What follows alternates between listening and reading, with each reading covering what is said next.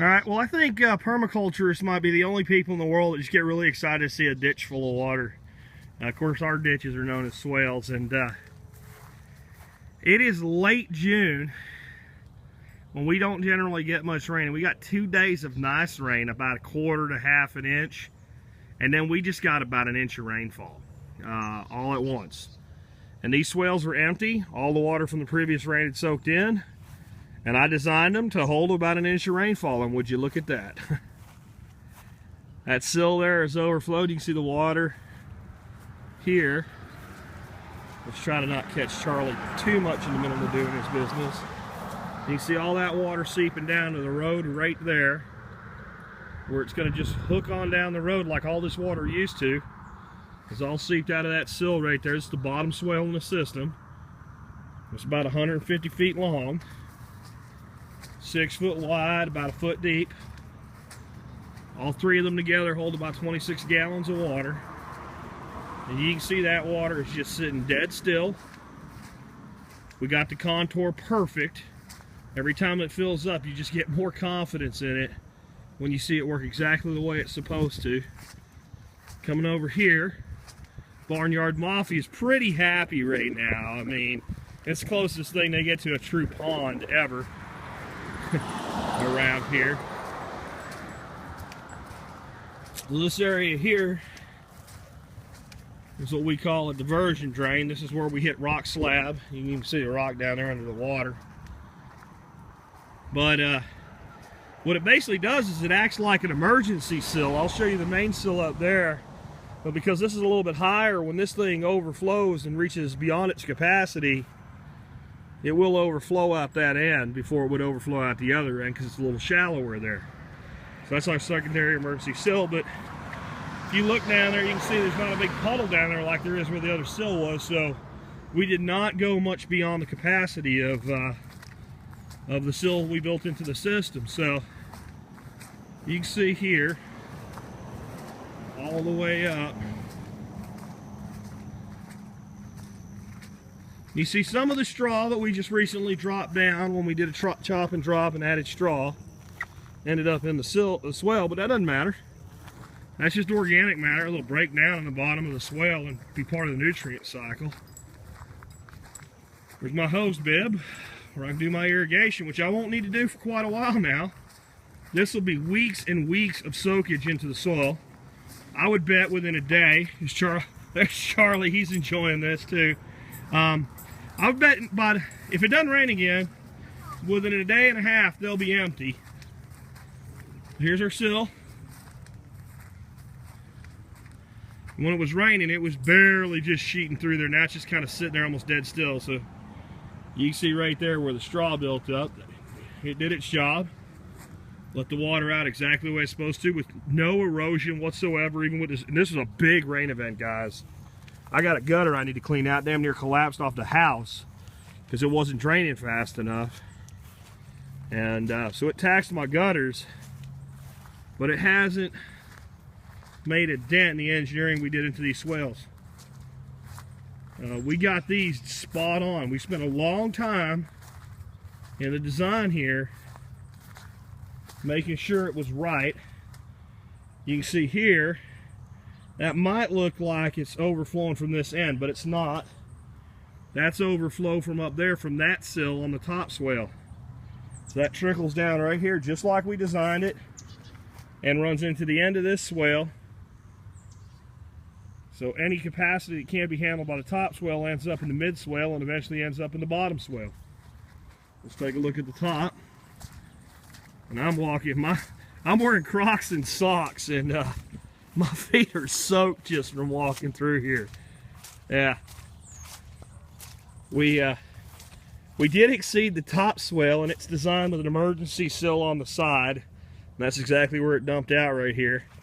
But you can see we designed this area so that water would flow down through there and end up in the mid swale and not flood out my neighbors. And you see my neighbors are well, they're wet because we just got a pouring rain, but they're not being saturated by my activity. That was important to us. You call that a social design consideration. Bees are happy getting out a little bit for the evening after the rain. Donut hoogle's looking good. And there's the top swale.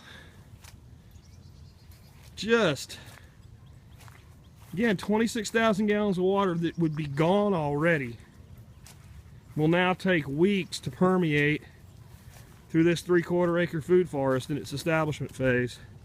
These flags back here high up, we're gonna have chestnuts and figs in the expansion phase up here. Oh, there's our baby duckies. Huh? They're happy. And you can see how we pulled zone 4 right into zone 1 here in a second. How important that was given our situation. You see that big building there? That building's almost 1,800 square feet, that three bay garage. And all that hard runoff ends up in these swales. That wasn't a trick. But I've got a pretty big house over there with a lot of roof. And everything from, well, about almost all the way to the covered part of the porch over, that all flows this way. And what we did in our zone 1, and this is probably the best opportunity to see this, we put in these 3 small swales. This top swale and this urban garden showcase, designed to show people when they do it on a small piece of land. All the overflow from that tank, and trust me, that tank overflowed today, ends up down here, dumps through that swale, or sill. Everything, guys, calm down. Cut it out, dogs. They're enjoying themselves. Everything that comes off that house over there ends up pushed into this little middle swale right here. And this little middle swale goes down there.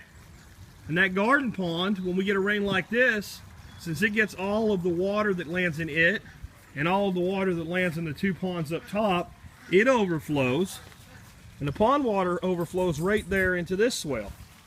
So we got water coming from both directions. Let me jump over here so I can not get soaked. So this sill drains off into here. And any of the water from that part of the house, just past that chopped off tree over, that doesn't end up in that mid swale, ends up down in here, runs in to this little swale.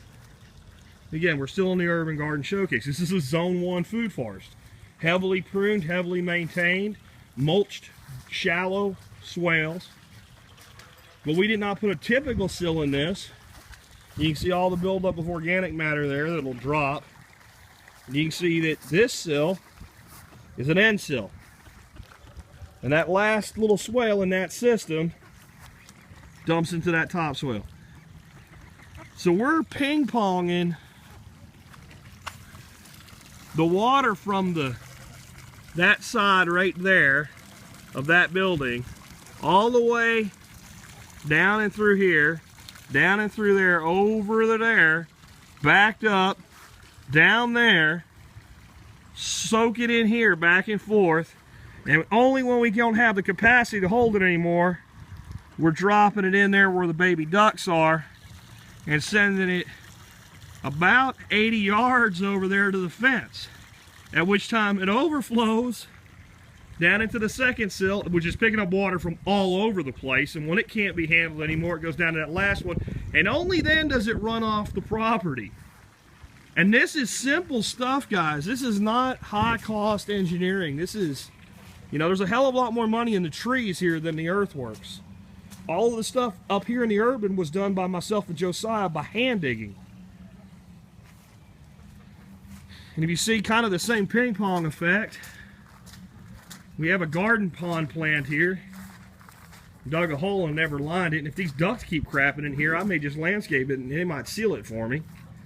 All the water that comes off that roof ends up in this pond. A little slop pond. We do need to clean it up. That water runs out of right there. It runs right through this drain here, where my foot is. That ends up right into the middle swale. Middle swale overflows into the bottom swale overflows to the top swale, so zone 1 connects to zone 4, and all the way down. And that is every bit of water comes from way over here, even those down, so right over here we got a rain chain. And my break point in this land is right up through there. So water here sheds this way, water there on that side of the pole sheds that way. But that's not the case. As you come down here, it kind of rolls like this. It kind of rolls up like that and back. So water that lands here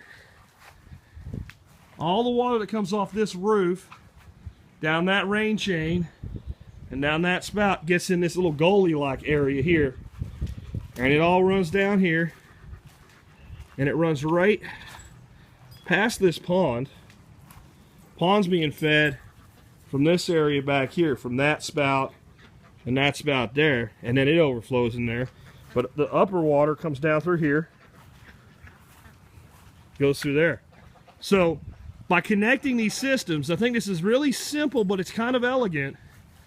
I'm standing right now about 75 yards from the end of that top swale in the main system, the big swale.